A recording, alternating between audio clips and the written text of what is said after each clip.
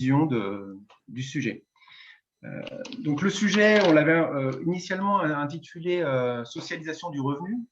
Et puis, compte tenu des intervenantes et des intervenants qui ont accepté de participer, on a un petit peu revu le titre, parce qu'il y a des notions en fait, auxquelles on n'avait pas forcément pensé et qu'on a voulu rajouter. Je pense par exemple à la notion de ressources, de décroissance, etc. Donc, on a reformulé le titre de cette façon-là. Et puis, donc, l'intérêt d'avoir un peu ce panel assez large de personnes qui viennent de la sociologie, de la philosophie, du monde de l'entreprise aussi, c'est d'avoir à la fois une vision technique, on le verra, il y a des propositions qui sont chiffrées très précisément et très sérieusement, mais aussi d'avoir un socle un peu plus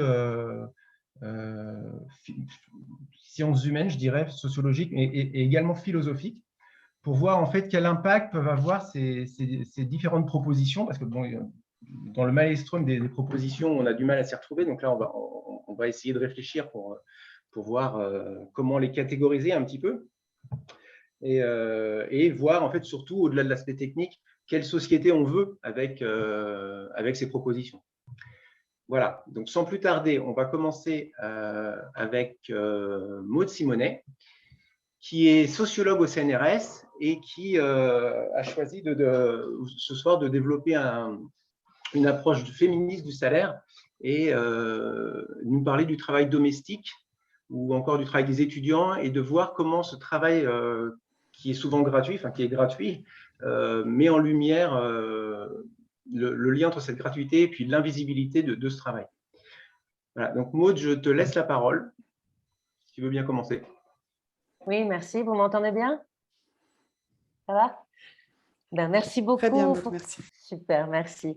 Merci beaucoup pour cette invitation et je vais commencer par m'excuser auprès de toutes et de tous parce que je devrais vous quitter à 20h10, donc je ne serai pas là jusqu'au bout, mais je suis déjà ravie de pouvoir être là ce soir. Alors moi, je suis sociologue, je fais des enquêtes sur les plusieurs pratiques de travail gratuit. Mais ce soir, j'ai eu envie, vu la thématique sur laquelle on m'avait sollicité, j'ai eu envie, dans ces quelques minutes, de vous présenter quelque chose sur lequel je travaille et réfléchis en ce moment, une approche féministe du salaire comme outil de subversion du capitalisme qui s'est construite dans les années 70 à un niveau international, à la fois dans des luttes, mais aussi à travers tout un échafaudage théorique important.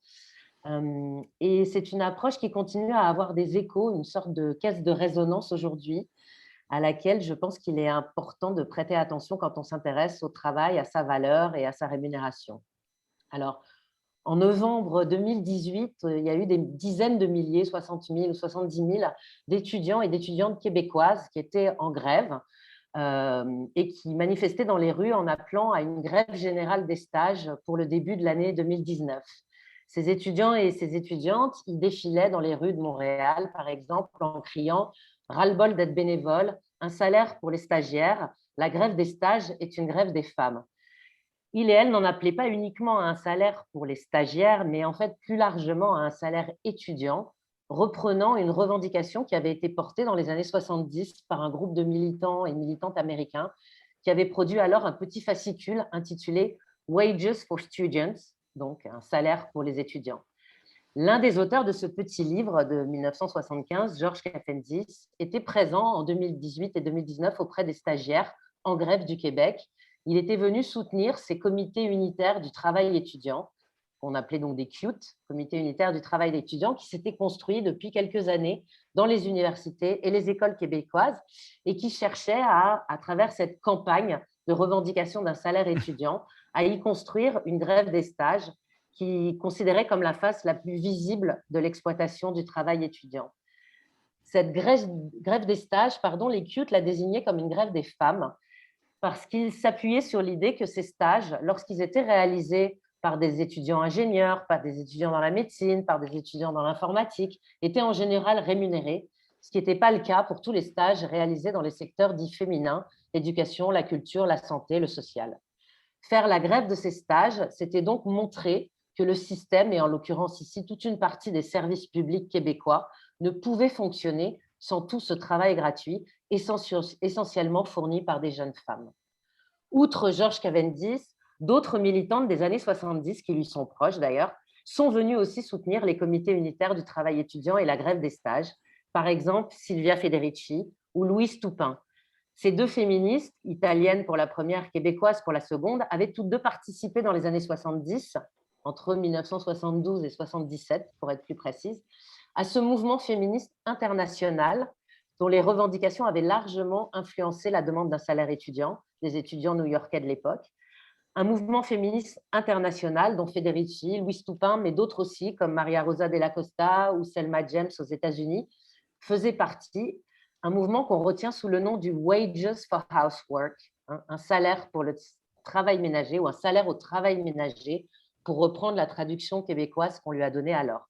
L'idée pour moi ce soir, c'est donc de vous présenter rapidement, évidemment, cette tradition du Wages for, qui, des féministes des années 70 aux étudiantes québécoises des années 2018, ont vu dans le salaire une stratégie d'attaque et de conquête contre le capitalisme. Je vais essayer donc rapidement de vous livrer quelque part les bases théoriques un peu de cette campagne et de cette mobilisation, de cette tradition, avant de revenir rapidement là aussi, en conclusion, sur les filiations plus contemporaines de cette approche du salaire comme puissance subversive et les enjeux contemporains que ces mobilisations qui se sont appuyées sur cette approche-là ont soulevés. L'objectif, vous l'avez compris, donc, à travers cela, c'est de nourrir les réflexions sur les pouvoirs du salariat à partir de cette tradition féministe qui me semble encore trop méconnue. C'est donc ma petite contribution que d'essayer de la présenter rapidement ce soir. Alors, le point de départ de ce mouvement, de cette campagne pour un salaire au travail ménager, c'est la publication en 1972 en italien par Maria Rosa Della Costa et Selma James d'un ouvrage qui s'appelle « Le pouvoir des femmes et la subversion sociale ». Comme l'écrit Louise Toupin, qui a largement documenté, il y a un très beau livre de Louise Toupin sur tout ce mouvement international du salaire au travail ménager. Et elle écrit donc la stratégie du salaire au travail ménager n'apparaît alors qu'en note de bas de page de cet ouvrage, Le pouvoir des femmes et la subversion sociale. Il va être développé plus largement plus tard, mais le livre reste un peu le livre manifeste en fait de ce mouvement, parce que dans ce livre, on trouve quoi ? On trouve d'abord une nouvelle compréhension du rôle joué par la famille en société capitaliste. La famille n'y est pas présentée uniquement comme un centre de consommation, mais comme un centre de production. On y trouve aussi une nouvelle conception de la position des femmes. Les femmes apparaissent comme productrices et reproductrices de la force de travail. On y trouve aussi une nouvelle appréhension du pouvoir des femmes. Si elles effectuent un travail productif, alors, en refusant ce travail productif, elles peuvent subvertir la société. Et on voit là, finalement, la naissance de la conceptualisation de la grève féministe telle qu'elle va se développer par la suite. Comme le dira Maria Rosa Della Costa dans un entretien qu'elle accorde à Louise Toupin, elle dit donc « On a découvert à ce moment l'autre pôle de l'accumulation capitaliste, la maison à côté de l'usine. On a découvert que la classe était composée de salariés et de non-salariés. » Le deuxième texte clé qui va développer cette approche, c'est Wages Against Housework, qui va être publié quelques années plus tard, en 1975, par Silvia Federici, qui rejoint à ce moment-là le mouvement international pour un salaire au travail ménager. C'est un texte qui commence par une phrase célèbre, They say it is love, we say it is unwaged work. Ils disent que c'est de l'amour, nous disons que c'est du travail non salarié. L'idée de ce texte, c'est de développer, et c'est ce que va faire l'œuvre finalement de Federici par la suite, notamment ensuite avec Caliban et la sorcière par exemple, c'est de développer cette idée que le capitalisme a naturalisé le travail domestique et l'a assigné aux femmes pour pouvoir se développer. Elle écrit par exemple « Le capital a dû nous convaincre que c'était une activité naturelle, inévitable et même épanouissante d'accepter de travailler sans salaire. En retour, la condition non salariale du travail domestique a été l'arme la plus puissante pour renforcer la conception commune selon laquelle le travail domestique n'était pas du travail, empêchant ainsi les femmes de construire une lutte contre cela, à l'exception des querelles menées dans l'espace privé de la cuisine ou de la chambre à coucher, querelles que toutes les sociétés s'accordent à ridiculiser. Et elle écrit « We are seen as nagging bitches, not as workers in struggle. » On nous voit comme des salopes hystériques et pas comme des travailleuses en lutte. Alors, quelle est la conception du salaire qui va être portée par ce mouvement international? Le salaire y apparaît à la fois comme une stratégie politique, comme un droit politique et comme un levier de pouvoir.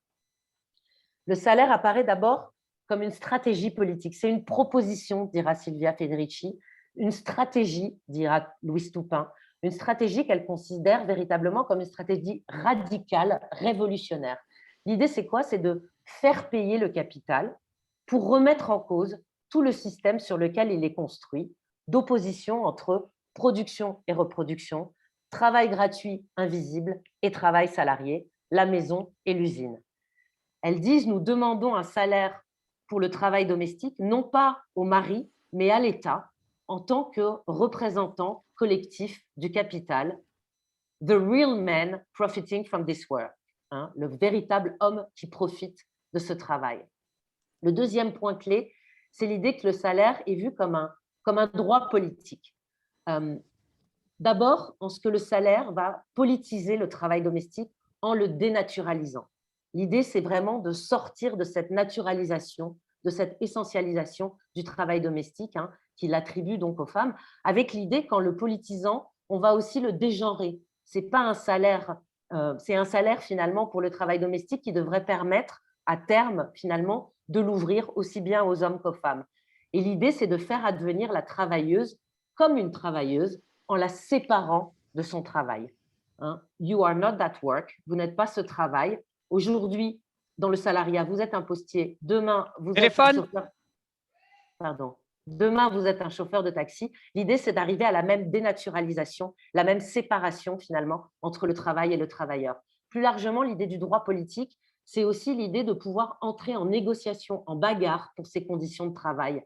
À partir de cette position de travailleuse, on peut par exemple lutter pour délimiter l'ampleur de ce travail, pour déterminer les services à offrir, alléger la journée de travail, limiter la disponibilité des femmes au travail domestique.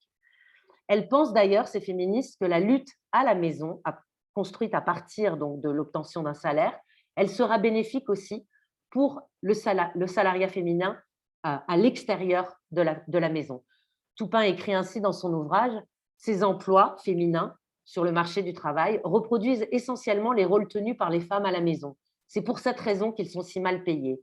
Plus les femmes mettront un prix sur toutes les tâches que comprend le travail ménager et ce qui vient avec lui, sourire, être douce, consolante, rendre toutes sortes de petits services, répondre au doigt et à l'œil aux besoins de l'entourage, plus ce prix sera élevé, plus nous aurons des forces pour négocier auprès des patrons le coût de notre travail à l'extérieur.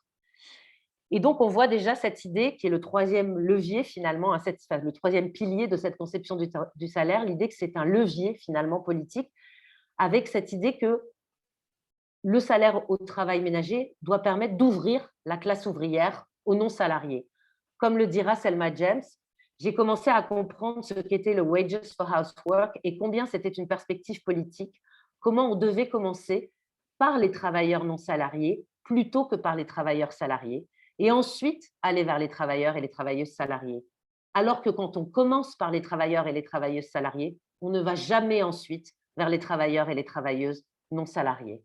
Donc, il y a vraiment cette idée de faire entrer ces travailleurs et ces travailleuses non salariées dans la classe salariale pour finalement transformer le rapport de force capitaliste, c'est-à-dire transformer le rapport de la classe au capital et donc la conception et le périmètre, j'ai envie de dire, de la classe elle-même. Et c'est d'ailleurs une des résistances premières à laquelle ces féministes vont se heurter dans les mouvements marxistes autonomes dans lesquels elles vont grandir et dont elles sont proches. Dans l'entretien, par exemple, que Maria Rosa Della Costa accordera à Louise Toupin, elle explique que, certes, ce mouvement s'est développé en lien et en parallèle de l'opéraïsme, mais elle souligne à quel point il y a eu une grande résistance des opéraïstes à accepter, je la cite, d'élargir le concept de classe ouvrière pour y inclure les ménagères. Donc, c'est aussi dans cet enjeu-là, finalement, du périmètre et de la définition de qui sont les travailleurs et les travailleuses, et qui sont les travailleurs et les travailleuses qui vont lutter dans le rapport de classe avec le capital, que va se jouer une des résistances principales en fait, à laquelle elles vont se heurter. Elles vont en rencontrer d'autres, en dehors d'ailleurs des mouvements marxistes, mais parfois aussi à l'intérieur. L'idée, les deux autres, je les cite rapidement, mais c'est important. L'idée d'abord qu'en rémunérant le travail domestique, on risquait de renforcer son assignation aux femmes. Ce sera par exemple un débat dans lequel elles seront prises avec Carole Lopat, qui va leur reprocher, à travers la rémunération, de maintenir le statu quo de la division sexuée du travail, ce à quoi Silvia Federici et Nicole Cox affirmeront en retour que cette critique de Carole Lopat ignore que le salaire, je les cite, n'est pas juste un peu d'argent, mais l'expression fondamentale d'une relation de pouvoir entre le capital et la classe laborieuse. L'autre critique à laquelle elles se heurteront aussi, c'est la critique d'un risque de marchandisation. L'idée que si on rémunère le travail domestique, on risque d'accroître finalement la marchandisation, qui est aussi une critique auquel se heurteront les CUT, les comités unitaires du travail étudiant. Elles écriront beaucoup là-dessus, avec cette critique qu'on leur a posée aussi dans certains milieux de gauche au moment où elles menaient cette campagne et cette grève des stages et cette campagne pour un salaire étudiant. Cette critique selon laquelle, si on rémunérerait les étudiants, alors on allait accentuer la marchandisation de l'université. Ce à quoi Federici, lors de son passage à Montréal en mai 2016, dans une conférence de soutien auprès des CUT, une conférence qui s'appelait « Un salaire contre le travail gratuit », répondra aux professeurs qui formulaient cette critique: si vous avez peur de la marchandisation, rendez donc votre propre salaire. Qu'en est-il de ce mouvement aujourd'hui? On pourrait finalement voir une sorte de paradoxe. D'un côté, cette revendication d'un salaire pour le travail domestique n'est plus fortement défendue aujourd'hui par ses militantes. Federici défend plutôt aujourd'hui l'idée d'une politique des communs qui vise à réorienter les ressources économiques pour les mettre au service de la reproduction, et surtout une politique des communs qui vise à construire localement des manières de décider collectivement de l'orientation de ces ressources et de leur distribution. On passe ainsi de la revendication pour un salaire à une revendication pour un ensemble de ressources, parfois du salaire, mais parfois aussi des terres, parfois des services sociaux, nous dit-il. On passe d'une mobilisation internationale pour un salaire au travail ménager à un ancrage beaucoup plus local des débats, des décisions. On passe du foyer à la communauté. Les réponses diffèrent, mais pourtant, elle insiste là-dessus, la question reste la même finalement, celle de l'appropriation par le capitalisme de tout ce travail gratuit massivement assigné aux femmes, travail invisible comme tel dans ce système, alors même qu'il est indispensable à sa reproduction. Donc d'un côté, ces tenantes finalement ne sont plus aujourd'hui en train de faire campagne pour un salaire au travail ménager, et pourtant on ne peut manquer de souligner la filiation importante de ce courant dans de nombreuses mobilisations contemporaines qui portent sur la question de la valeur du travail, de son exploitation, du travail gratuit et de son appropriation, mais qui se sont déplacées quelque part en dehors de la maison. D'un côté, la campagne du Wages for Students, scandée par les jeunes stagiaires en grève dans les rues de Montréal, mais on pourrait aussi citer la campagne du Wages for, Wages Against, pour la rémunération des artistes, qui a commencé en Suisse il y a quelques années et qui s'étend aujourd'hui à un niveau international. On pourrait parler aussi du manifeste Wages Against Facebook, qui a été publié il y a quelques années sur Internet et qui reprend, en le détournant, le célèbre poème en exergue du texte de Silvia Federici, Wages Against Housework. Et là, c'est plus They say it is love, we say it is unwaged work. Dans ce texte, finalement, Wages Against Facebook, qui critique l'appropriation par le capitalisme de plateformes du travail gratuit des utilisateurs, la phrase devient They say it's friendship, we say it's unwaged work. Ils appellent ça donc de l'amitié, nous appelons ça du travail non salarié. De plus en plus de travailleurs et de travailleuses reconnaissent aujourd'hui la similarité essentielle de leurs conditions de travail avec celle de la femme au foyer, déclarait en 2018 Federici au sujet de tous ces usages militants contemporains du Wages for comme un label finalement pour construire des mobilisations autour du travail gratuit. Étant donné l'actualité de ces questions aujourd'hui, celle du salaire étudiant, bien sûr, qui est portée aujourd'hui par de nombreuses organisations syndicales internationales, ou même celle du salaire domestique qui revient pourtant parfois dans les débats et les mobilisations féministes, et puis plus largement celle de la multiplication des formes de travail gratuit et de leur institutionnalisation, en dehors, mais aussi au cœur du marché du travail. On peut, je crois, trouver dans cette approche féministe subversive du salaire et de la revendication qui lui est associée, un salaire pour, non pas un programme, elles ne l'ont d'ailleurs jamais voulu, ces féministes, elles se sont battues contre cette idée-là, ni même une fin en soi, mais bien, comme elles le revendiquaient à l'époque, un début, un point d'appui politique à partir duquel on peut commencer à penser de manière peut-être un peu moins androcentrée qu'on ne le fait parfois, la portée subversive du salaire, c'est-à-dire en intégrant sérieusement dans les réflexions sur le salaire les enjeux du travail invisible et gratuit, de son assignation et acquis et de son appropriation. Voilà, je vous remercie. Merci beaucoup, Maude, pour cette introduction. Ludivine applaudit. Très bien, merci. Aussi. Donc, on va passer à une autre vision qui aura des points communs, bien sûr, certainement, avec Frédéric Luto.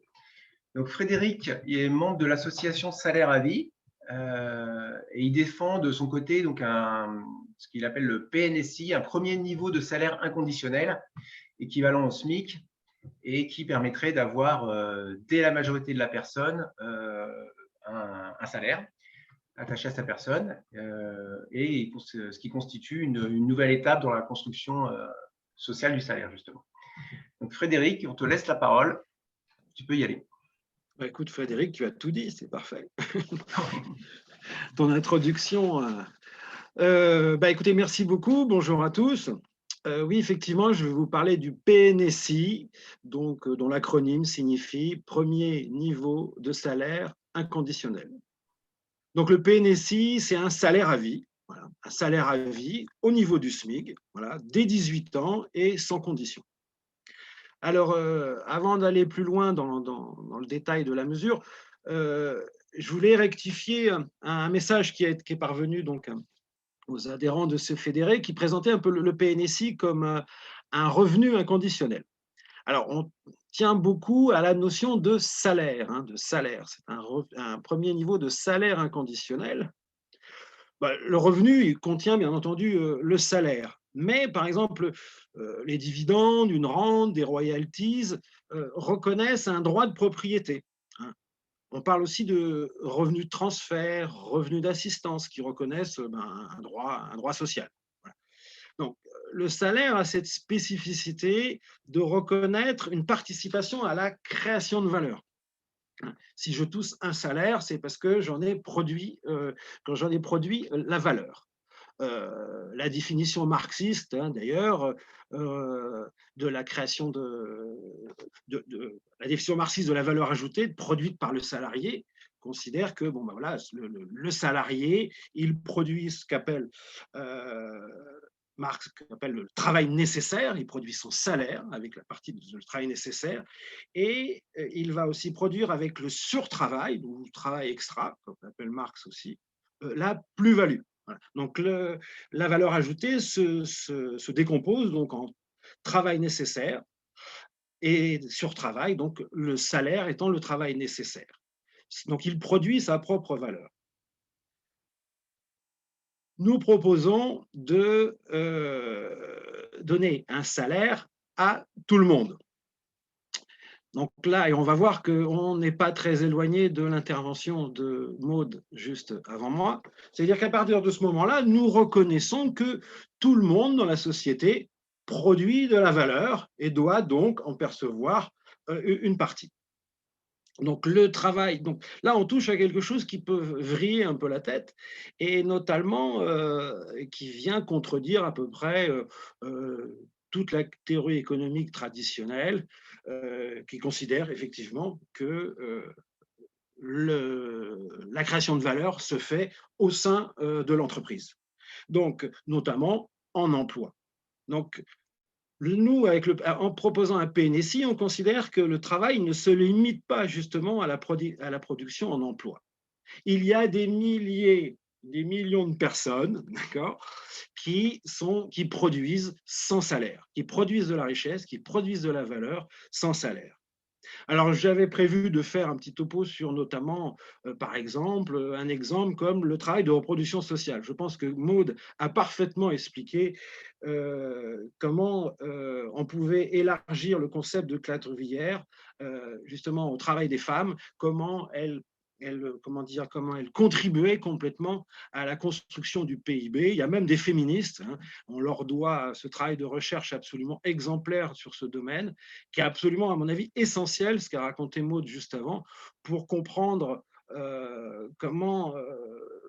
pour comprendre la construction du salaire et comment la question féministe est vraiment déterminante pour l'émancipation sociale à venir dans une société post-capitaliste, mais aussi dans la société actuelle. Donc, le PNSI reconnaît la création de valeur à toute une partie de la population qui crée de la valeur en dehors donc, de l'emploi, ce qu'on appellera le travail invisible. Ça va du travail des femmes dont a parlé Maude, ça va du travail du salaire, le travail étudiant. Hein, quand je travaille à mes études, je construis ma force de travail afin de pouvoir renouveler les générations en emploi, etc. Donc Maude en a aussi parlé, mais ça va aussi tout le travail du digital labor, ça va toute la dimension prosumer qui se généralise en plus dans nos sociétés avec les caisses automatiques où on met à contribution effectivement le client pour réaliser la confection finale des produits, etc., voire leur réparation. Ça va en passant par tout l'investissement citoyen dans l'associatif, hein, c'est-à-dire tout le bénévolat, etc. etc. Bon, bref, la théorie ici, le principe, on part du principe que nous travaillons tous et tout le temps, quelles que soient nos activités, que ce soit en emploi et hors emploi. Donc nous avons moins besoin finalement d'un salaire qui reconnaisse, nous avons besoin d'un emploi qu'un salaire qui reconnaisse ce travail invisible dont nous ne percevons pas évidemment la valeur, vu que la société marchande confisque cette valeur ajoutée pour l'appropriation sociale des dividendes et de la plus-value. Donc, étant donné qu'on a posé le travail invisible, hein, ce travail invisible qui échappe au travail industriel, qui est finalement un équivalent du surtravail, hein, c'est ce travail gratuit qui est volé par le capital. Hein. Donc, et qui constitue une partie non négligeable. Comme je disais, je crois qu'il y a des féministes qui ont évalué, voire à 30%, voire plus, le travail domestique des femmes dans le PIB. Pour vous dire. Donc, dans un système monétaire, voilà, le système monétaire qui est le nôtre, ben, tout le monde doit recevoir sa part de monnaie parce qu'il participe à la création de la valeur ajoutée, qu'il soit hors emploi ou en emploi. Donc ce PNSI, ce salaire à vie, est attribué à tous et inconditionnellement. Alors, vous voyez, ce n'est pas non plus une mesure qui tombe du ciel. Hein, ce n'est pas quelque chose qui a été inventé, comme ça, c'est quelque chose qui va venir s'ajouter à une batterie de solutions qu'il faudrait improviser pour juguler la pauvreté, etc. Non, c'est vraiment un salaire qui se positionne comme une nouvelle étape de la construction sociale du salaire. On voit bien, c'est un salaire à vie, mais comme il en existe déjà, d'ailleurs, hein, il y a déjà du salaire à vie dans nos sociétés, les retraites, par exemple, les retraites par répartition, sont du salaire à vie. À partir de notre retraite, eh ben, on va toucher notre pension jusqu'à la fin de notre vie. C'est un salaire, et c'est bien un salaire. Hein. Ce ne sont pas des retraites par capitalisation. On reviendra sur la notion de salaire, si vous voulez, plus tard pour les retraites, mais c'est bien un salaire, c'est même un salaire continué et non pas un salaire différé. Le statut de fonctionnaire est aussi, par exemple, un salaire à vie. Voilà. C'est un salaire qui n'est plus attaché à mon poste, mais à ma personne. Voilà. C'est sur le modèle de l'armée où le soldat qui a fonction de défendre le pays ou de faire la guerre, et quand il n'y a pas de conflit, il est payé quand même. Voilà, il est payé à vie. Le statut de fonctionnaire, c'est l'État qui se doit de trouver un travail et il a un salaire à vie. Donc on voit bien que voilà, ce sont déjà des conquêtes du salariat, le salaire, la retraite. Le salaire inclut aussi, et ça a été toute l'histoire du salariat depuis, on va dire, la création du contrat de travail, hein, qui est un petit peu l'acte fondateur du salariat contemporain. où tout à coup, on va inclure dans le salaire eh ben, un jour non travaillé, le dimanche. Il faut mesurer l'impact que c'est la première fois de dire au patronat, le dimanche, on ne va pas bosser et tu vas nous payer quand même. Voilà. Ensuite, ça a été le week-end, ensuite, ça a été la diminution du temps de travail, ça a été les congés payés, ça a été le chômage, où on est rémunéré quand on n'a pas d'emploi, c'est évidemment les retraites, et puis évidemment la couverture sociale, où on est payé même quand on est malade et qu'on ne peut pas travailler, qu'on ne peut pas travailler en emploi. Donc nous disons simplement avec le PNSI, il faut franchir une étape supplémentaire. Et cette étape supplémentaire, c'est que le salaire, il doit couvrir depuis la majorité jusqu'à la fin de sa vie. C'est-à-dire qu'avant l'emploi, exactement comme la retraite couvre après l'emploi. Donc c'est tout simplement, considère que le PNSI, c'est un salaire et c'est le débouché naturel des conquêtes sociales du salariat. Voilà. C'est vers là que nous pousse l'histoire. C'est le mouvement naturel de l'histoire qui nous a emmenés, alors naturel, entre guillemets, parce qu'il est fait de conquêtes, de luttes et d'affrontements de classe, bien entendu. Personne ne nous le donnera. Mais c'est dans cette logique-là, c'est accompagner le mouvement de l'histoire. Voilà.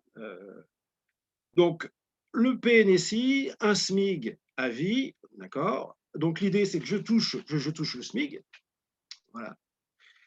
Et je vais pouvoir aller améliorer ensuite mon salaire, mon PNSI en emploi, ou dans une activité en tant qu'indépendant. Voilà. Évidemment, c'est aussi une forme de capital finalement. J'ai mon SMIC tous les mois, donc c'est quelque chose que je peux investir dans une activité socialement utile ou qui m'intéresse, développer ma propre activité professionnelle, etc. Donc l'idée, c'est pas évidemment de rester au SMIC, même si ça me permet de sécuriser mon niveau de vie, et ça c'est absolument indispensable pour pouvoir justement s'épanouir et se développer professionnellement. Donc, comme c'est un salaire, eh bien, ce salaire, il est versé par la sécurité sociale. Il y a une institution salariale qui existe en France. Et donc, c'est là où peut-être on se distinguerait avec les positions féministes, mais aux États-Unis, qui veulent que ce soit l'État le représentant collectif. Là, c'est de renouer avec un engagement politique qui est celui du salariat autonome qui, grâce à la cotisation sociale, permet de financer sa propre protection sociale. Et c'est à travers cet outil, avec ses représentants, avec sa gestion, avec ses caisses. Et l'idée ici, c'est d'avoir effectivement une sécurité sociale gérée par les salariés, de prolonger cette tradition afin de pouvoir d'avoir un financement par la sécurité sociale, c'est-à-dire qu'on va réserver une partie donc de la valeur ajoutée nationale pour financer ce PNSI. Est-ce que j'ai encore une minute ou je fais trop long? C'est déjà trop long et tu as encore une minute. Vas-y. Bon.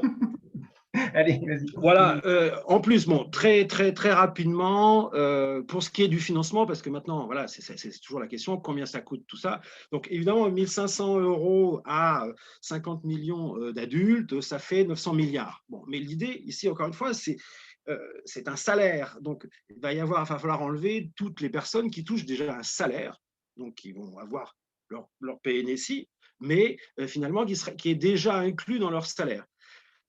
Il va falloir enlever tout ce qui relève effectivement des aides sociales, etc., qui à la hauteur du PNSI, parce que l'idée, ce n'est pas de dégrader les prestations sociales, bien entendu. Voilà. Donc, il faut juste aller chercher les gens qui travaillent, c'est les sans salaire, donc tu regardes les sans salaire qui vont enfin toucher un salaire, et puis ceux qui touchent pas, qui touchent pas encore au niveau, qui sont en dessous du SMIC. Voilà. Donc on en revient à peu près à, si on enlève tout ça, eh bien on arrive à 120 milliards. Voilà. Sur les 120 milliards, on peut enlever, et encore, si on augmente un peu les cotisations sociales, quand même, qui ont été gelées depuis les années 90, on a, pour récupérer 10 milliards, je vous le fais rapidement et grossièrement, parce que je ne veux pas rentrer dans des logiques comptables trop complexes, et on peut aller avoir une cotisation, par exemple, sur les hauts salaires, les très hauts salaires, qui rapportent 10 milliards. Donc, on est à peu près à 100 milliards. Il faut savoir qu'aujourd'hui, la dernière étude en date sur les aides sociales, les aides publiques, hein, aux entreprises, qui est toujours pas sortie d'ailleurs, mais c'est une avant-première. Donc, on est à 150 milliards d'euros d'aide publique. Voilà. Donc, c'est bien. Mais avec un PNSI, on peut financer un premier niveau de salaire et en plus garder 50 milliards, 55 milliards pour pouvoir aider des petites ou moyennes entreprises qui en ont besoin, ces entreprises qui en ont vraiment besoin et pas les grands groupes. Voilà, donc je termine là-dessus et je pense que c'est une proposition cohérente qui se veut en même temps un lieu de convergence pour aujourd'hui tous les débats sur la socialisation des salaires, que ce soit au travers du revenu universel, du revenu de dignité, et puis le débat qu'on va certainement avoir avec Benoît sur le plein emploi. Voilà, qui effectivement est tout à fait souhaitable, mais en même temps, la question du travail invisible reste quand même à poser. Et je pense que le PNSI répond à cet endroit-là et peut justement dépasser un petit peu aussi la dimension un peu stigmatisante d'un salaire au travail ménager. En tout cas, c'est comme ça que ça peut être vécu par certaines femmes. Voilà, je suis payé pour faire le… Là, justement, en donnant par son universalité, le PNSI rassemble la communauté d'intérêt de tous les travailleurs et les travailleuses sans salaire. Voilà. Okay. Merci Frédéric. Donc, le maître mot, on l'a compris, c'est salaire. Benoît, on va enchaîner avec Benoît Boritz, qui est chercheur indépendant et qui, comme vient de le dire Frédéric, a une proposition qui n'est pas très éloignée, mais il va la détailler. Une proposition chiffrée macroéconomiquement et qui a pour but d'atteindre effectivement, comme tu l'as dit, le plein emploi, mais aussi d'aller vers un régime interentreprise qui compléterait la sécurité de 1946. Donc Benoît va vous expliquer tout ça en détail. Bon, merci Frédéric de cette introduction. Donc, tu ne m'as pas trahi, il n'y a pas de souci. Donc, tu me définis comme chercheur indépendant, ce que j'accepte volontiers. En fait, je vais vous défendre aujourd'hui une proposition que j'avais déjà émise dans 2 de mes précédents livres, Coopérative contre capitalisme en 2015 et Au-delà de la propriété pour une économie des communs en 2018 aux éditions La Découverte. Alors, je pense qu'un des points essentiels qui va venir dans le débat, c'est cette question qui a été posée de ce qu'on a appelé le travail invisible, du travail qui est réalisé de façon non monétaire et qui indiscutablement existe. Mon propos n'est pas de dire d'aller frontalement contre cette idée, mon propos est de la questionner son acceptabilité sociale. C'est-à-dire, est-ce que notre société est aujourd'hui capable d'aller dans cette direction? Voilà. Je pense que oui, et je l'espère très sincèrement, mais la question, c'est de tracer un chemin vers ça. Alors, c'est dans ce point de vue que je présente aujourd'hui une proposition. Alors, il a été intitulé dans l'invitation « Salaire minimum socialisé ». Aujourd'hui, on a tendance, puisqu'on est un petit groupe à travailler autour maintenant, à l'appeler « mutualisation partielle des revenus d'activité ». Alors, qu'est-ce que c'est ? Ça part d'une idée extrêmement simple. Une économie réalise une production au travers de différentes entités de nature privée, donc j'exclus l'État, c'est un débat ouvert bien sûr, sociétés de capitaux, des indépendants, des coopératives, des associations. Et les relations entre ces entités, entre elles ou avec les consommateurs usagers, sont des relations marchandes. Et ces relations marchandes déterminent au final la rémunération des travailleurs. Eh bien, le principe de la MPRA, et là, ça serait bien, s'il te plaît, Frédéric, si tu pouvais passer la diapositive 2 à l'écran. Voilà. Le principe, c'est de dire, on a une production, vous voyez ici représenter les différentes unités de production, on va considérer qu'elles ont le même nombre de productrices et producteurs, eh bien, on extrait une partie de celle-ci, donc la partie, par exemple, en orange ici, et on la redistribue de façon strictement égalitaire sur le deuxième partie, entre les différentes entités. Et vous voyez l'effet que cela fait immédiatement, c'est que prenons par exemple l'entreprise 7 qui avait à peine de quoi payer ses productrices et producteurs, bah, aujourd'hui a de quoi le faire. On a une espèce de réduction générale des inégalités. Voilà. Donc on peut revenir maintenant, Frédéric, tu peux enlever la diapo s'il te plaît, on en remettra d'autres derrière.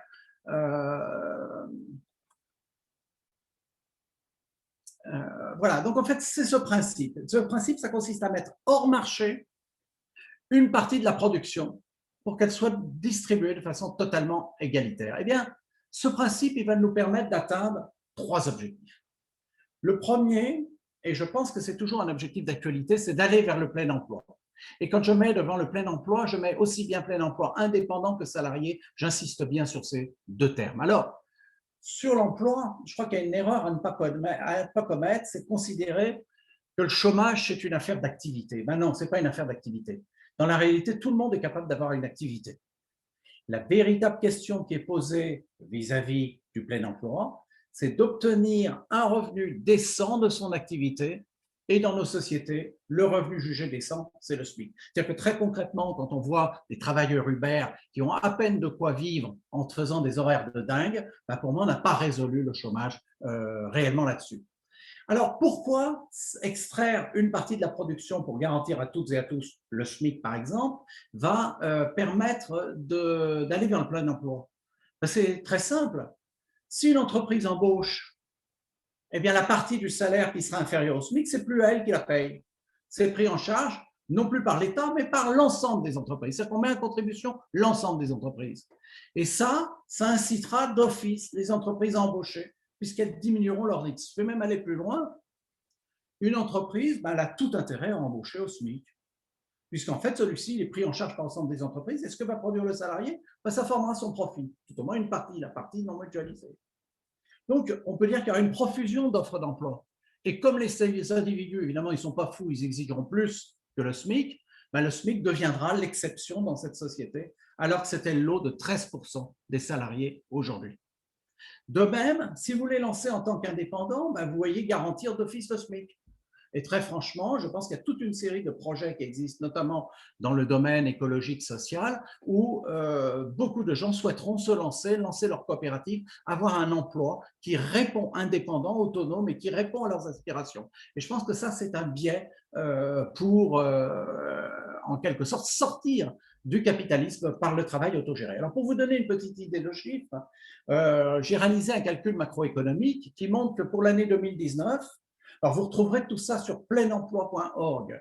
Si on garantit le SMIC avec l'ensemble de ses cotisations sociales, et là j'insiste bien là-dessus, pendant des années, on a fait des réductions de cotisations sociales patronales sur les bas salaires. Aujourd'hui, c'est 66 milliards d'euros par an qui manquent dans les caisses de la sécurité sociale ou de l'État lorsque l'État compense. On va rétablir avec ce système les cotisations patronales sur l'ensemble des salaires, y compris les salaires au niveau du SMIC. Donc, ça nous fait un SMIC à 2 332 € total. Eh bien, pour obtenir un SMIC à 2 332 € par personne, par producteur, ben, ça revient à mutualiser 54% de la richesse produite. Donc, un premier objectif, c'était le plein emploi. Le deuxième, c'est aider l'investissement pour favoriser l'entrepreneuriat individuel comme collectif. Alors, je n'ai pas parlé jusqu'à présent de la façon de mesurer la richesse produite. Alors, mesurer la richesse produite, si tu peux mettre le slide 2, s'il te plaît, Frédéric. Merci. Il apparaît. Excuse-moi, pas le 2. Ouais, voilà, celui-là, parfait. Non, c'était le bon. Juste avant. Voilà, super.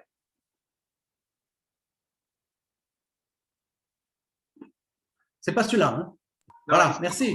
Voilà, excuse-moi, il y a un décalage. Okay. Ah, d'accord. Bon, donc on n'a pas parlé de la mesure de la richesse produite. La mesure de la richesse produite qui est proposée dans cette proposition, c'est le flux de trésorerie d'activité. C'est un truc tout simple. C'est de prendre ce que les entreprises ont encaissé, bon, leurs factures clients, leurs subventions, et de déduire les factures fournisseurs, en termes de paiement, hein, ce n'est pas en termes de comptabilisation, les factures fournisseurs, les intérêts d'emprunt et les impôts. Et cette différence entre les deux, ce que vous le savez, c'est ce qui permet de payer les revenus des travailleurs, mais aussi ce que les propriétaires extraient de ça. Donc, on peut sortir de ce slide, s'il te plaît, Frédéric, revenir. Alors, le grand intérêt de cette mesure, c'est que ça va aider les investissements. Pourquoi? Lorsqu'une entreprise elle achète un bien de courte durée ou de longue durée, hein, ça peut être, je ne sais pas, une grue, une chaîne de montage, c'est toujours pour investir, c'est jamais pour perdre de l'argent. Mais comme la base de la mutualisation, c'est la différence entre encaissement et décaissement, lorsqu'elle décaisse, ce décaissement est déduit de la partie mutualisée.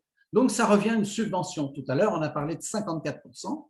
Ça revient à dire que lorsqu'une entreprise investit, 54% de l'investissement est subventionné de facto et de façon automatique par l'ensemble des entreprises. Alors, on nous vante toujours dans le régime libéral l'entrepreneuriat comme étant le nec plus ultra, c'est ce qu'il faut faire et tout. Dans la réalité, on le connaît, ça n'est qu'à la portée des plus riches. Eh bien, avec la MPRA, avec la mutualisation partielle des revenus d'activité, on voit qu'on démocratise l'entrepreneuriat. C'est à la portée de tout le monde. C'est autant le démocratise du point de vue des revenus, c'est-à-dire qu'on permet à toutes et à tous de vivre dès l'instant qu'on démarre, et en même temps avec une aide forte à l'investissement de départ de l'ensemble des entreprises. Et enfin, un troisième objectif que je vois, c'est aller vers une économie humaine et coopérative où le refus de l'exclusion prime sur la concurrence.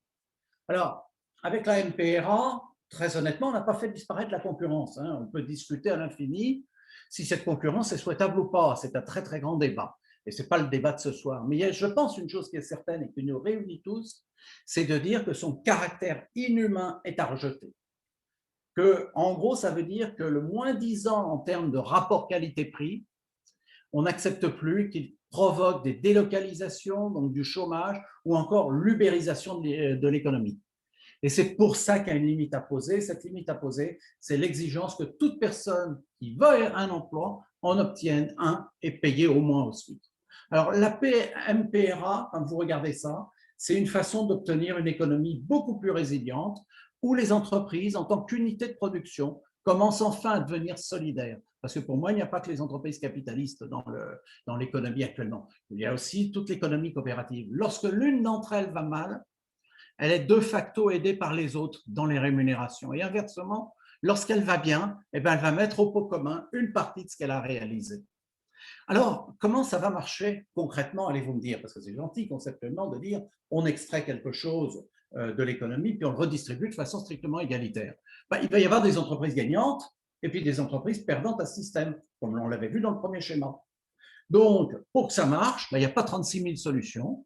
Il faut que ce soit un régime obligatoire dans lequel toutes les entreprises participeront, exactement comme la sécurité sociale aujourd'hui. Alors, comment ça fonctionne? Peut-être, si tu veux bien, la diapositive 5, Frédéric, pour montrer rapidement. Merci. Donc, alors, effectivement, voilà. Alors, tous les mois, à la fin de chaque mois, chaque entreprise va faire ses calculs, comme on le fait pour la TVA ou les cotisations sociales. On enregistre les recettes. Là, on a l'exemple d'une petite entreprise de 8 personnes. Donc, elle a enregistré sur ce mois-ci 104 000 euros. D'un autre côté, elle a dépensé de différentes façons. Donc, il y a 74 000. Donc, elle a un flux de trésorerie d'activité de 29 745 euros. Donc, elle en doit 54%. Donc, elle doit 16 062. Mais en contrepartie, elle a 8 personnes.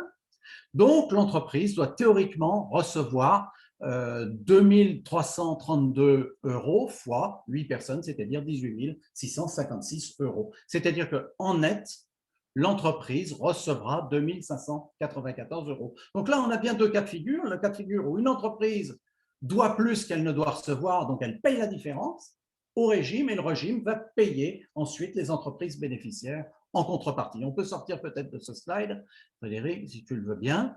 Donc voilà, et ça fonctionne comme ça. C'est un truc qui fonctionne sur les marges pour que ce soit effectivement possible. Alors, je pense que maintenant, il est temps pour moi de conclure pour respecter la limite des 10 minutes. Je pense qu'aujourd'hui, la mutualisation partielle des revenus d'activité, c'est un nouveau régime obligatoire à instituer. Je crois qu'on a fait un premier pas en 1946 avec l'institution de la sécurité sociale qui a permis d'assurer des revenus hors emploi, entre autres, il ne fait pas que ça, bien sûr. Je pense qu'il faut maintenant poursuivre ce mouvement. Je crois que c'est une révolution comparable à mener aujourd'hui de même ampleur parce qu'elle porte sur quelque chose qui est essentiel, c'est la déconnexion du revenu de la valeur ajoutée qui est produite. Et pour moi, c'est un premier chemin à faire. Et c'est ce chemin qui permettra de compléter la sécurité sociale de 1946 afin de commencer une sécurisation des revenus du travail. Merci à toutes et tous. Merci beaucoup, Benoît, pour cette présentation chiffrée, très claire. Donc, notre dernier intervenant, c'est Michel Lepezan. Donc, on va peut-être aborder un côté plus philosophique de ces aspects-là. Michel est partisan de la décroissance, mais il prône aussi l'inconditionnalité étendue à tout le monde de la société du salaire. Et dans une optique d'écologie responsable, on va dire. Par contre, il articule ça aussi avec un plafonnement des revenus, y compris des patrimoines, et considère que cette allocation pourrait être allouée sous différentes formes, monnaie locale, gratuité, monnaie publique. Donc, Michel, je te laisse la parole pour détailler tout ça. Bonjour, vous m'entendez? Très bien. Oui.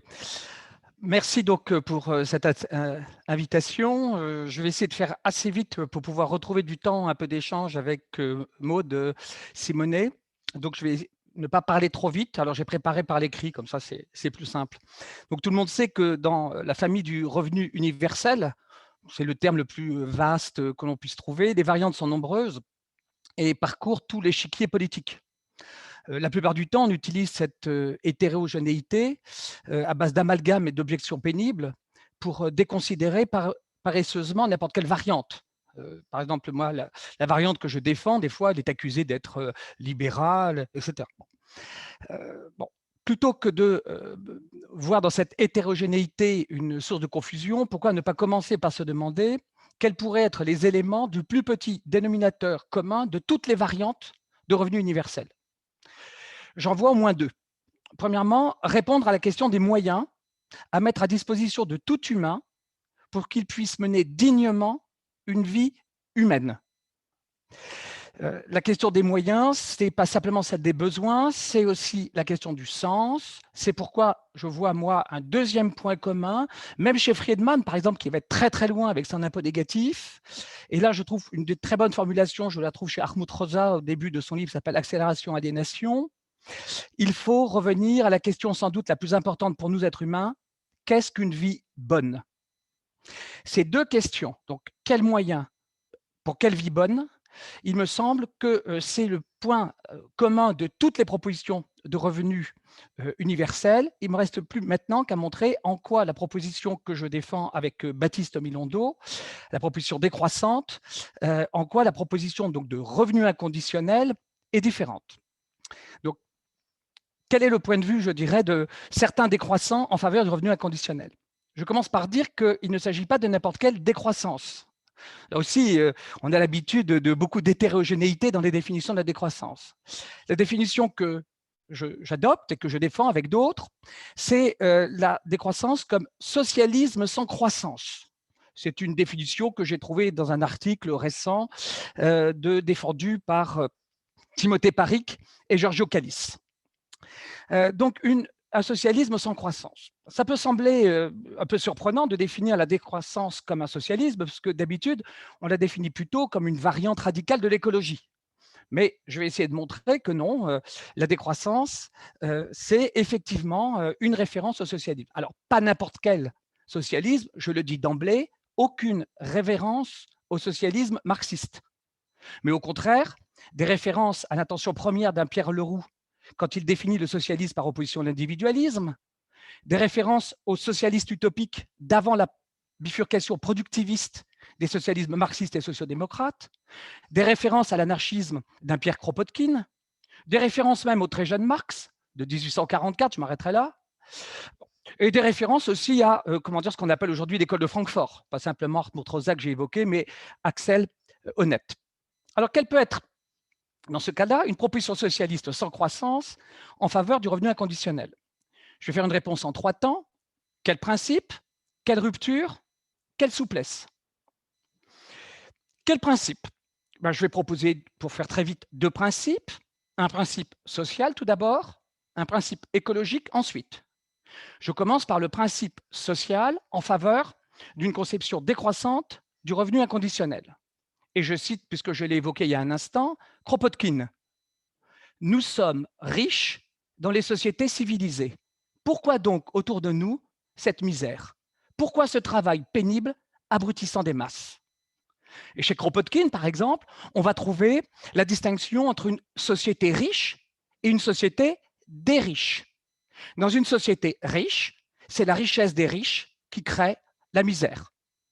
L'appropriation privée de la richesse par les riches est une injustice. Pourquoi?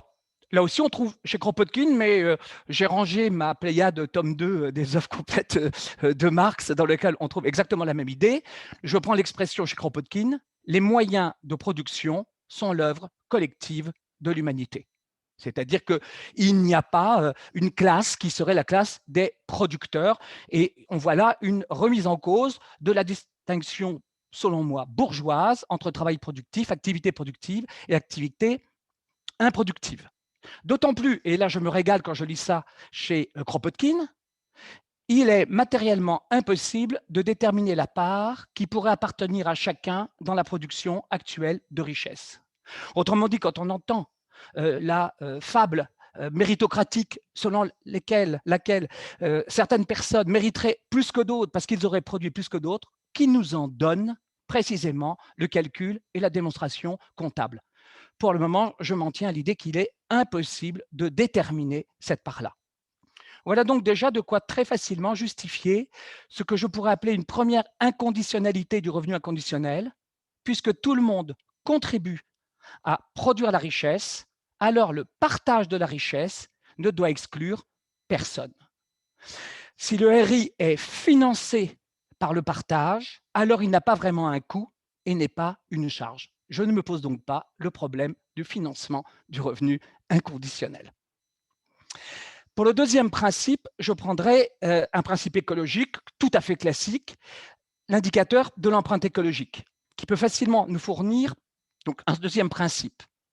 Passé un plafond de soutenabilité, nous savons tous que tout usage présent des ressources naturelles en matériaux et en énergie met en péril la continuité de la vie humaine sur notre planète.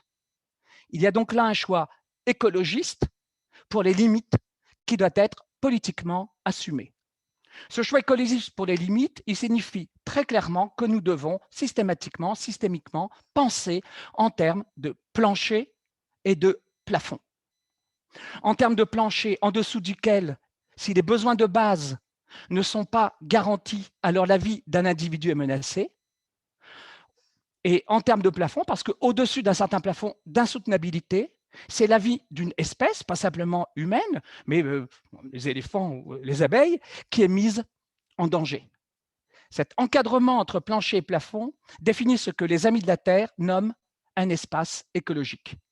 Voilà de quoi justifier très facilement ce que j'appelle un espace écologique des revenus, c'est-à-dire une double limite de suffisance des revenus. Premièrement, le revenu inconditionnel doit être d'un montant suffisant, au moins pour pouvoir se passer de l'emploi et de l'obligation de l'emploi. Et au-delà d'un certain plafond de revenus et de patrimoine, ça suffit. Autrement dit, pas de revenu inconditionnel sans revenu maximum acceptable. La défense cohérente de ces deux principes provoque ou entraîne une série de ruptures idéologiques. J'en énumère quelques-unes. Une rupture avec le paradigme de la croissance comme réponse naïve à la question sociale. C'est quand même une croyance partagée par un grand nombre d'anticapitalistes qui restent croissantistes.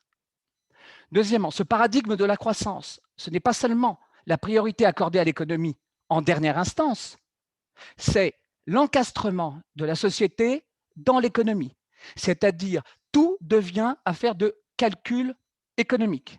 C'est-à-dire cet encastrement de l'esthétique dans l'économie, ça produit toute une série de ismes autour de ce que j'appelle l'économisme, l'extractivisme, le productivisme, le consumérisme, le déchettisme. Et là, de l'extraction à la production, à la consommation jusqu'aux déchets, on a la chaîne de l'économie.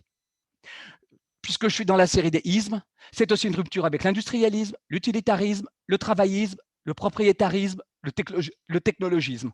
Allons-y, on n'est pas décroissant pour rien. Voilà en tout cas de quoi justifier une rupture avec la fable moderne et bourgeoise de l'accès à la reconnaissance, à l'intégration sociale par le travail. Rupture avec le travaillisme. En particulier, rupture avec la fable selon laquelle une distinction entre activité productive et activité improductive pourrait justifier d'abord de réserver la production de la richesse à certains individus et en excluant d'autres, ce qui est porté dans le capitalisme sous le nom de self-made man. Et deuxième conséquence de refus d'une distinction entre activité productive et improductive, c'est ce que Maud évoquait tout à l'heure, la subordination et donc l'infériorisation des activités sociales, ce qu'elle appelait tout à l'heure la sphère de la reproduction sociale, qui était en réalité constitue la véritable dernière instance, parce que oui, en dernière instance, il n'y a pas une infrastructure économique, en dernière instance, il y a une infrastructure de la reproduction sociale. Voilà pourquoi nous ne sommes plus marxistes. Et cette, sphère de la reproduction sociale, en dernière instance, c'est pourtant sur elle que s'appuie quasi gratuitement et quasi de façon invisible la sphère de la production économique. Voilà donc de quoi justifier la seconde intentionnalité du revenu inconditionnel. Il est accordé sans contrepartie, tout simplement parce que c'est lui, le revenu inconditionnel, qui est la contrepartie qui revient, voilà pourquoi ça s'appelle revenu, à tout membre d'une société à qui il faut reconnaître une égale participation à la vie sociale, y compris à la vie économique, le fameux sum qui tribuere de la justice distributive de Rome. Aucun self-made man n'a bitumé la route sur laquelle il marche, ni éduqué les professeurs de son école, ni vendangé la vigne du vin qu'il est en train de boire. Personne n'existe sans la totalité de tous les autres. Chacun peut être alors enthousiasmé par le rappel de ces principes socialistes et écologiques de la vie sociale, mais chacun peut aussi comprendre qu'en régime de domination systémique de la croissance, il ne va pas suffire de les rappeler pour provoquer le moindre mouvement social. C'est pourquoi la proposition de revenu inconditionnel doit s'assouplir dans ses modalités en proposant sa compatibilité avec des propositions de transition, c'est-à-dire avec des propositions qui auront encore un pied dans le monde dont il faut partir et déjà un pied en direction d'autres mondes préférables. Voilà pourquoi, avec Baptiste, Bilondo et moi, nous proposons une distribution du revenu inconditionnel en 3 parts. Une part en gratuité, ce qu'aujourd'hui on pourrait appeler les services publics, une part en monnaie locale, histoire de relocaliser l'économie et de briser en quelque sorte la mondialisation du marché, et une part, c'est plus compliqué, une monnaie commune qui serait une monnaie qui ne serait pas émise par les banques, mais uniquement par une sorte de banque centrale qui pourrait effectivement, à la Proudhon, être une sorte de mutuelle. Ce panier monétaire rend aisément proposable dès maintenant, puisque par exemple, on peut jouer sur les gratuités, on peut jouer sur, une part en monnaie commune, c'est-à-dire en argent sonnant et trébuchant que les gens pourraient utiliser. Ce panier monétaire rend aisément proposable dès maintenant des revendications d'inconstitutionnalité telles que, alors, un droit inconditionnel au temps partiel choisi, avec pour horizon un revenu inconditionnel pour tous et un emploi pour qui veut, une éducation universelle jeunesse, ça a été évoqué tout à l'heure, et puis, pourquoi pas, et ce me semble peut-être le plus proposable, une retraite inconditionnelle, d'un montant égal et unique pour tous, avec pour condition de ne pas prolonger pendant le non-travail qu'est la retraite les inégalités et les injustices du monde du travail. Voilà donc les caractéristiques très rapidement ébauchées de la proposition décroissante. Double inconditionnalité accordée à tout membre sans aucune contrepartie laborieuse, doublement suffisant par un plancher et par un plafond au-delà duquel on prend tout, accordé en 3 parts, qui peut permettre, beaucoup de variations. J'ai été très vite. J'ai fini. Merci Michel, ouais. Tu as été très vite, tu as dit beaucoup de choses en peu de temps, mais c'est très bien, bravo, c'est très clair. Donc, pour la deuxième partie des introductions, là, on vous propose un petit débat, en fait, avant qu'on parte en petit groupe, un petit débat entre les 4 intervenants. Et comme Maud devra malheureusement nous quitter un peu plus tôt, ce que je propose, c'est peut-être de commencer par l'axe qu'a présenté Maud, Donc, voir entre vous quatre comment, entre vos analyses et vos propositions, je dirais aussi bien dans leurs fondements que dans leurs objectifs, on pourrait transformer le rapport de force avec le capitalisme selon l'axe féminisme qu'a défendu Maude.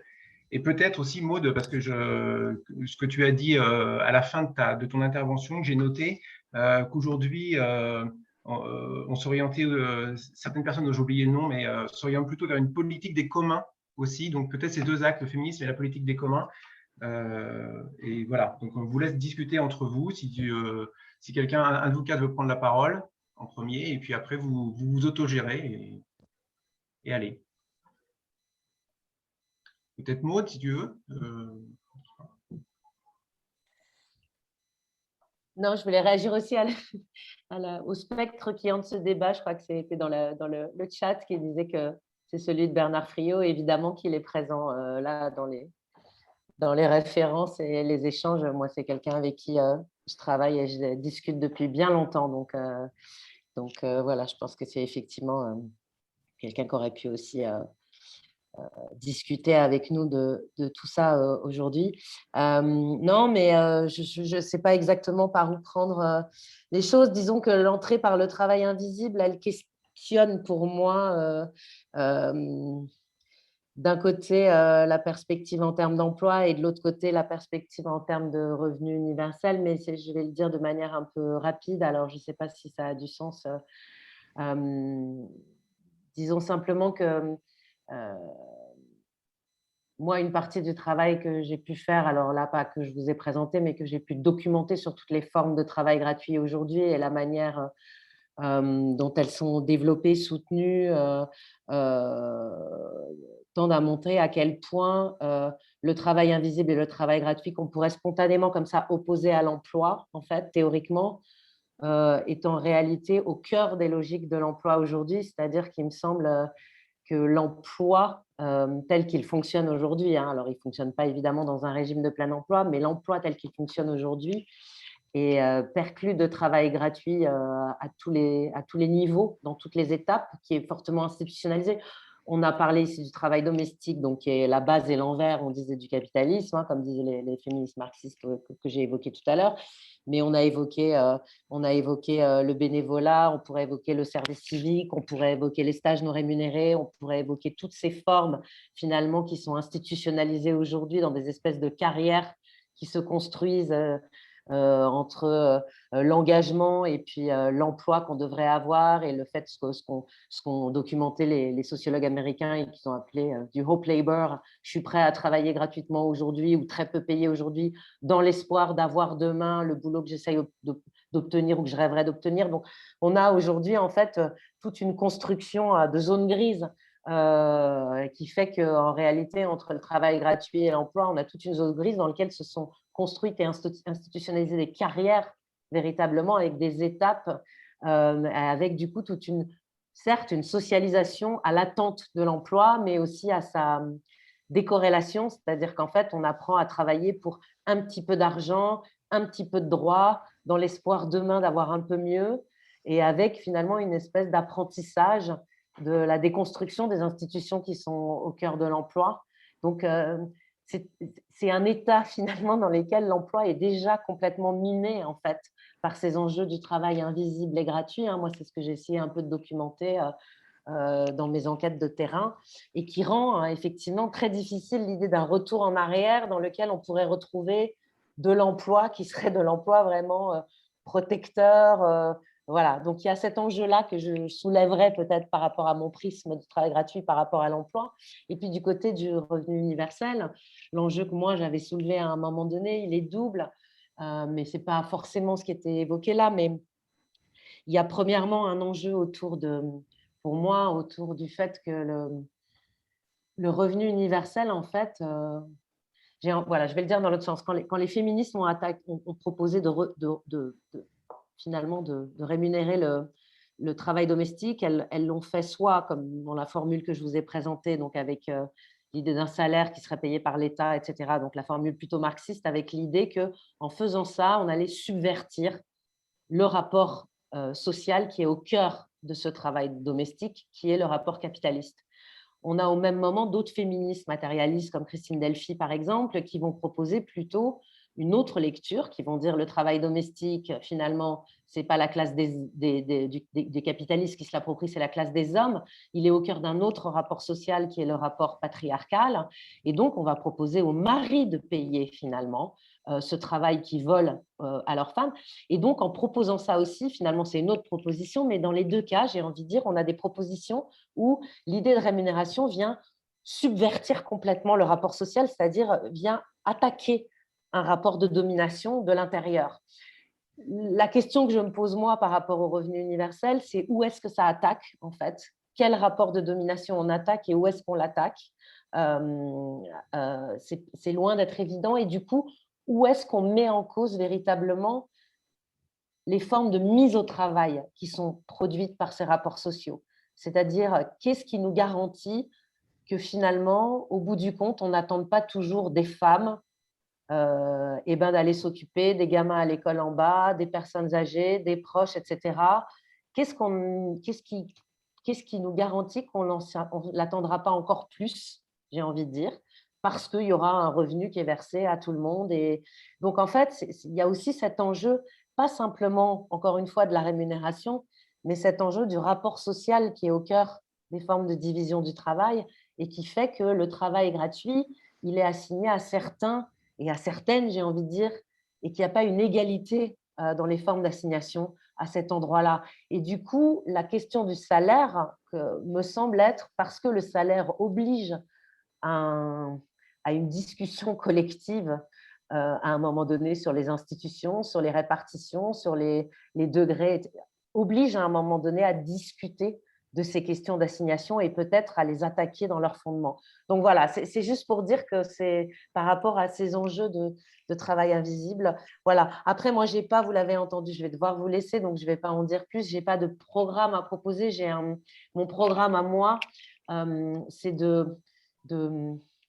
qu'on entende plus en fait ces travaux qui ont été écrits dans les années 70 par ces féministes, qu'on les écoute plus dans nos réflexions sur le travail et qu'on du coup on accepte de réfléchir avec une définition du travail qui prenne en compte finalement toutes ces formes de travail gratuit. C'est pas parce qu'on dit travail domestique que quand on pense travail, en fait, on l'intègre véritablement. C'est pas parce qu'on dit travail bénévole que quand on pense au travail, on l'intègre véritablement.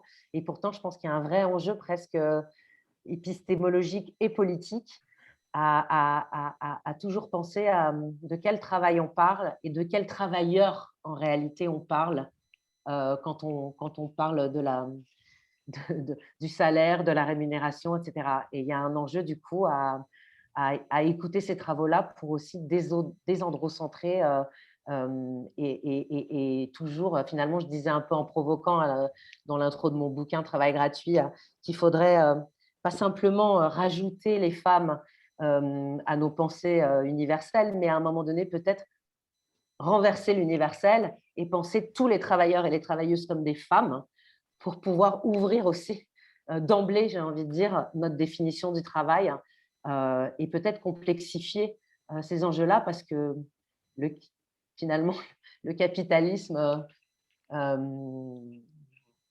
l'articule au système patriarcal ou qu'on le pense comme d'emblée patriarcal, voilà, ça c'est différentes approches du féminisme.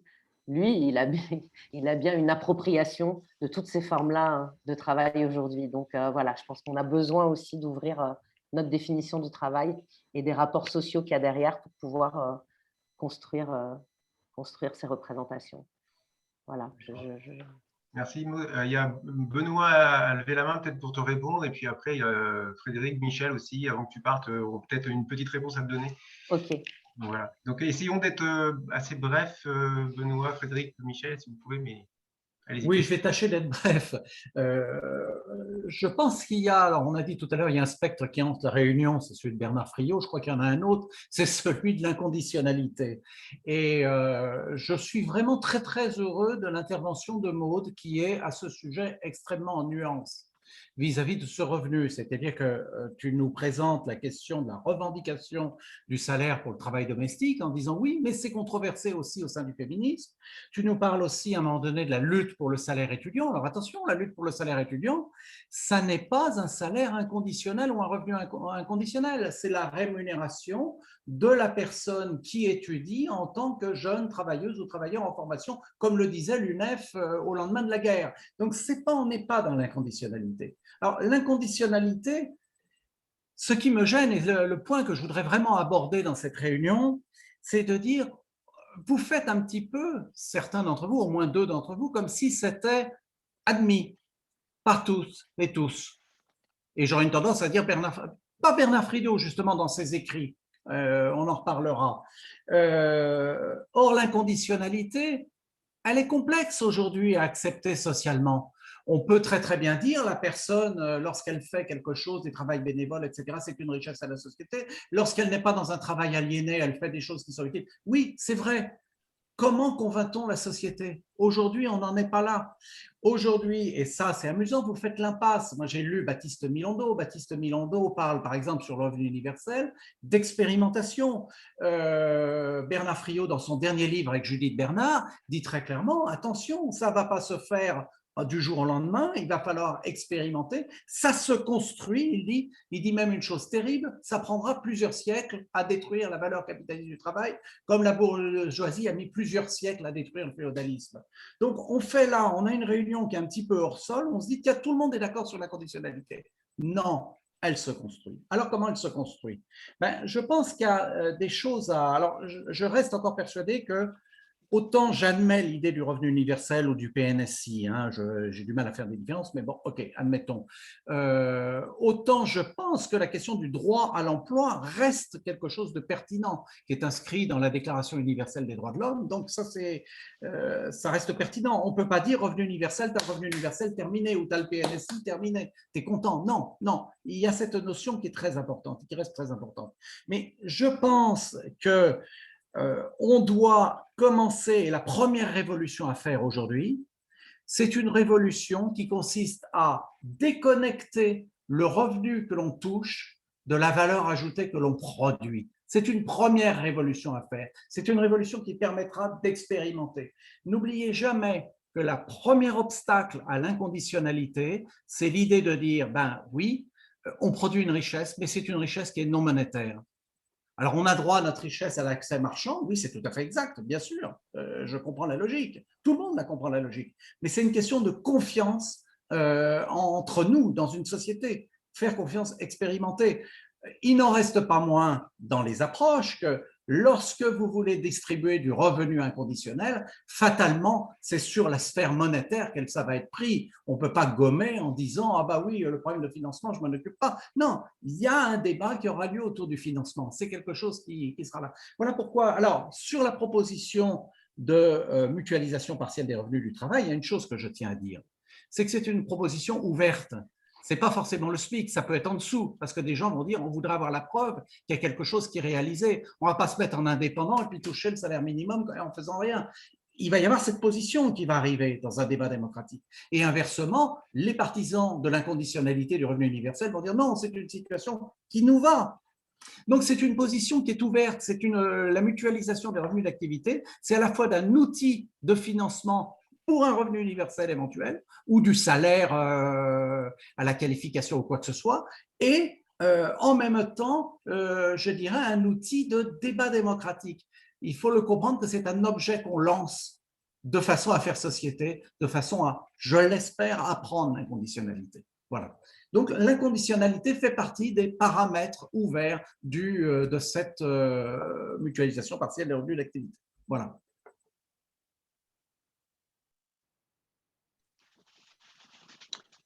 Oui. Frédéric, peut-être, que Pierre Michel. Oui, bah, écoute, je voulais revenir sur ce qu'a dit Maud quand elle questionnait le salaire comme capacité à subvertir finalement. Est-ce que c'est suffisant pour répartir les tâches, hein, pour dépasser finalement le consensus comment dire, de l'assignation de la femme au travail ménager.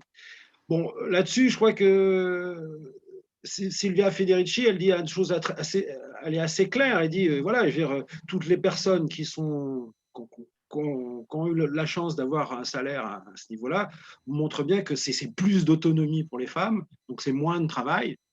Donc, c'est plus de temps pour militer et donc c'est plus de temps pour effectivement s'investir dans des mouvements d'émancipation. Voilà.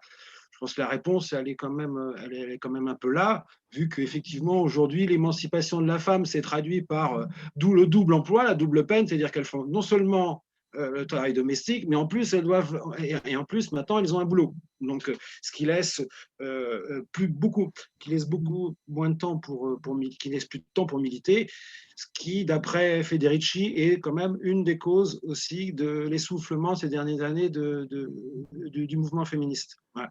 Bon, je pense que le salaire à vie, voilà, c'est-à-dire qu'il se substitue effectivement au salaire au travail ménager. C'est une réponse au salaire au travail ménager, le PSI, et en même temps, il n'enferme pas les femmes dans le travail domestique, le travail de reproduction sociale, dans une spécificité où tiens, tu es payé pour ça, et donc finalement, qui renverra une forme d'assignation. Non, le travail, effectivement, le travail domestique, le travail de reproduction sociale en général, il participe effectivement de tous les travailleurs sans salaire aujourd'hui. C'est une réalité.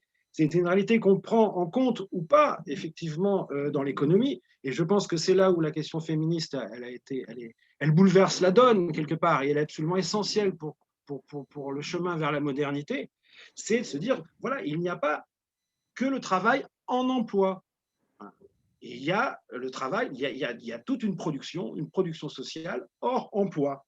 Alors j'entends bien que Benoît, son objectif, c'est la sécurisation des revenus du travail, et d'ailleurs son projet est tout à fait cohérent dans la mutualisation d'une partie de la valeur produite pour engager effectivement un soutien à l'économie.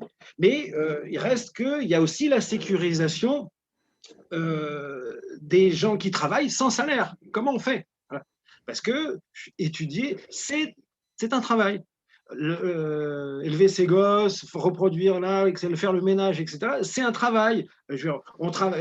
S'engager, s'investir socialement, faire de la politique, etc. Tout ça, c'est du travail. Donc, est-ce qu'on a besoin d'une société du plein emploi, c'est-à-dire qui va réintégrer tout le monde dans l'emploi, c'est-à-dire dans la production industrielle, dans l'entreprise, etc., ou même si c'est effectivement de l'indépendant, ou est-ce qu'on a besoin aussi d'une société qui permette ce degré d'autonomie, qui sécurise un niveau de vie de tous, même quand il n'est pas en emploi, même quand il n'est pas sur le marché, même quand il n'est pas dans un collectif de travail, etc. Bon, voilà. Est-ce qu'on a besoin, évidemment, de sortir à un moment donné le travail de la production industrielle? Parce que c'est ça aussi que pose la question féministe. C'est qu'effectivement, on ne peut pas marchandiser tout, on ne peut pas tout transformer en emploi.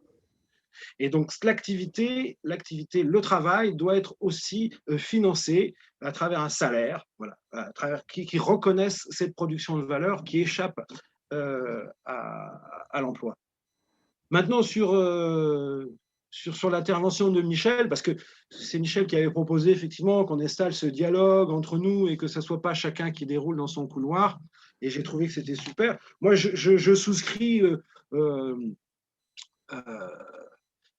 je souscris pour la plupart de tout ce que tu as dit. Voilà. Mais bon, voilà. Après, c'est juste, je ne veux pas en faire, un enjeu sémantique, purement formel, un caprice sémantique. Mais, à partir du moment où nous sommes tous producteurs, comme tu le disais, et voilà, un revenu qui reconnaît une production, une création de valeur, ça s'appelle un salaire. Donc voilà, à partir du moment, moi après maintenant, si on l'appelle revenu, je ne vais pas en faire une maladie non plus. Voilà. Après, ce qui m'importe, c'est comment ce revenu, à partir du moment où il reconnaît bien que nous sommes tous acteurs et nous participons tous à la production de richesse dans cette société. Bon, je trouve que le mot salaire est plus clair parce qu'il reprend une tradition qui est celle de la lutte de classe. Voilà. et auquel moi je suis attaché, c'est-à-dire qu'il y a un enjeu, il y a un enjeu du socialisme, c'est celui effectivement de récupérer la valeur ajoutée qui nous est volée. Hein.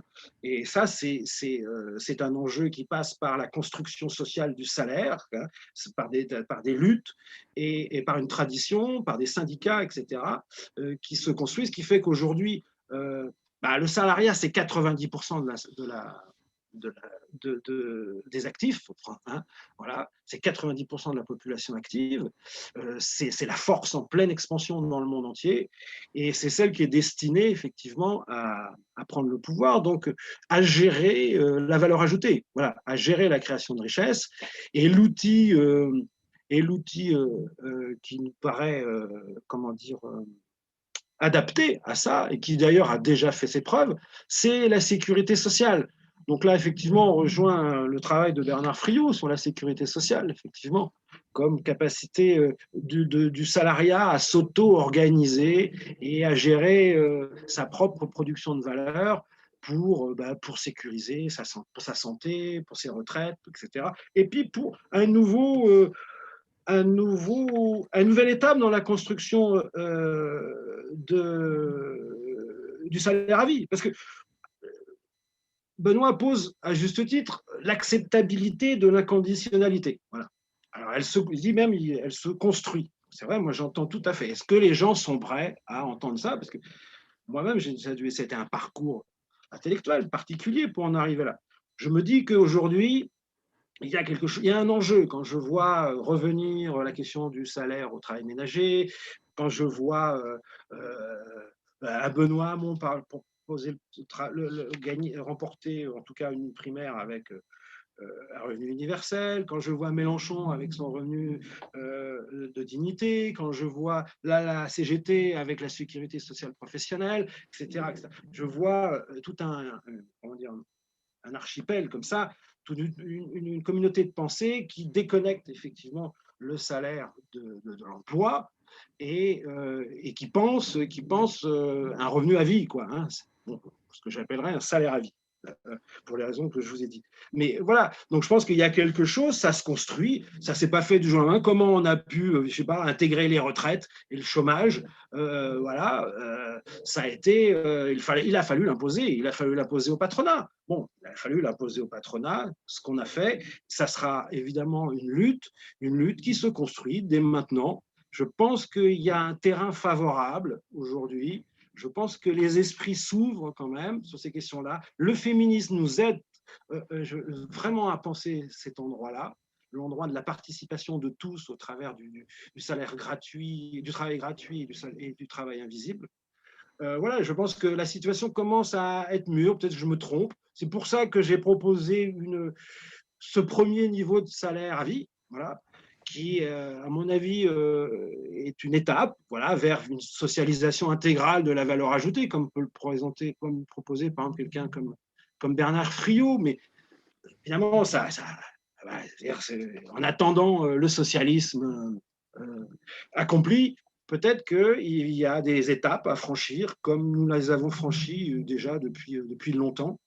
Et voilà ce que je voulais dire. Je vais aller très vite parce que Maud, la pauvre, je vois qu'il est 20h34 et qu'elle avait dit qu'elle…